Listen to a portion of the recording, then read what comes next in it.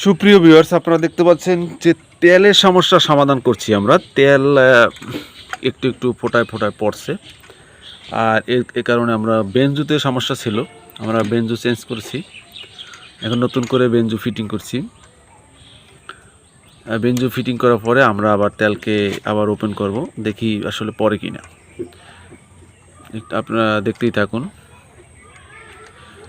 ফাঁকে একটু কথা বলে রাখি, যারা মূলত মেশিন সম্বন্ধে নতুন মেশিন কিনবেন অথবা পুরনো মেশিন দিয়ে আপনাদের হাল চাষ করতে চাচ্ছেন, অবশ্যই করার আগে আমাদের একজন বিশেষজ্ঞ বা মেকানিকের অবশ্যই শরণাপন্ন হবেন। অনেক সময় মেশিনের প্রবলেম থাকার কারণে হঠাৎ করে চাষবাস শুরু করবেন, অথবা দেখা গেছে বিলের ভিতরে বসে আপনার মেশিন বা ইঞ্জিন নষ্ট হয়ে যেতে পারে, আপনি বিপদের সম্মুখীন হবেন। এক্ষেত্রে আগে একজন ইঞ্জিনিয়ারের সম্মুখীন আপনারা হবেন।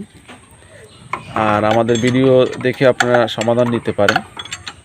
ডিসক্রিপশনে নাম্বার দেওয়া আছে, চাইলে নাম্বার যোগাযোগ করতে পারেন।